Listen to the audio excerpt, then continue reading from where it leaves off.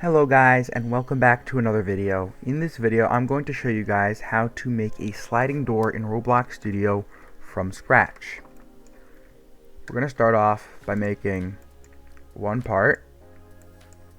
I'm going to go to its properties. We're going to name it, let's create a folder first. Folder, name the folder automatic door. Alright, and we're just going to make a little outline of a door using these basic parts. I'm actually going to go to model and set my thing to 0.5. That way I can make sure everything is like in exact size state.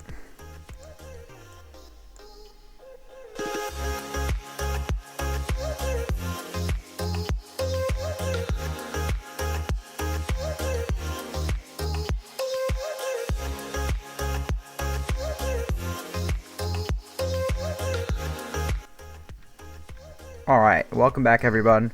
Now I'm going to create a sensor part. As you see, I'm just going to set its transparency to 1. Now you can see our little door model actually. Nothing too fancy.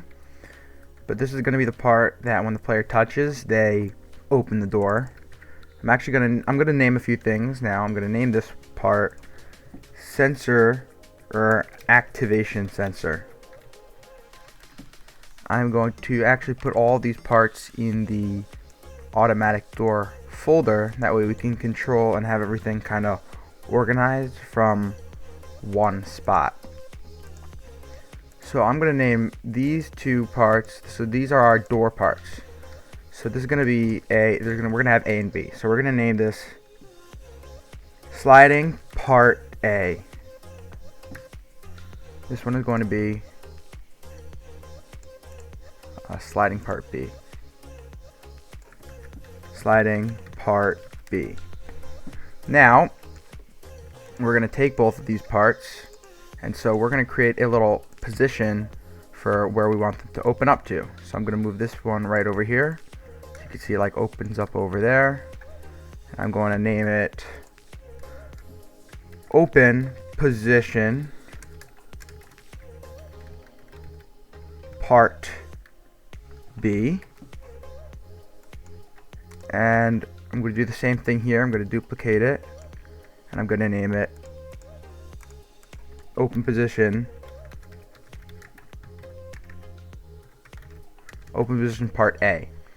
You can take both of these parts, and actually for a minute we're going to actually duplicate both of them.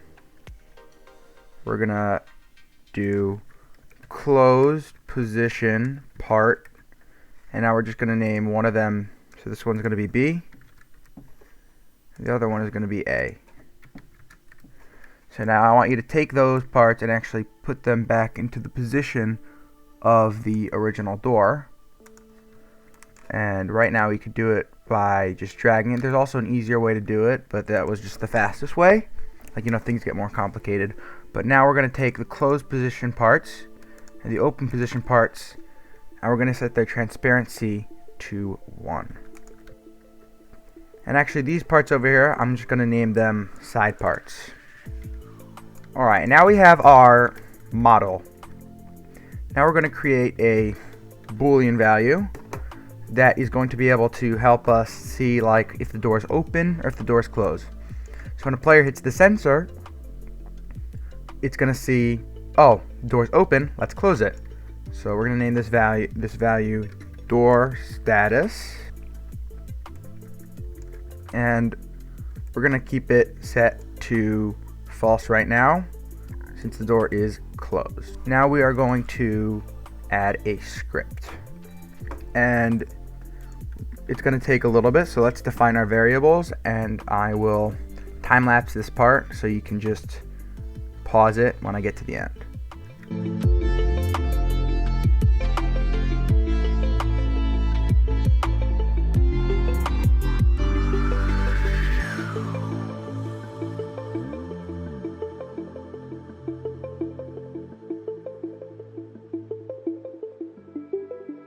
Alright everyone, here we have defined our variables. So we have the sensor, We have the two sliding parts, which are these two parts you see right here. We have the open door position, and we're going to continue. I'm going to time lapse it again.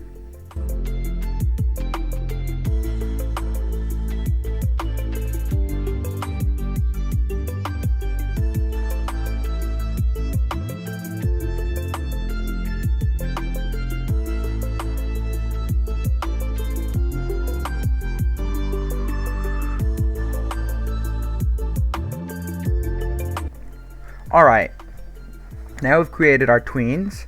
This is the tween service, and this is the tween info. So let's say I want the doors to open in 1 second. I'll set this to 1. If I want it to go faster, I'll set it to 2. So just to show you, say the tween time was set to 1, it would be like that. Let's go back to the time lapse.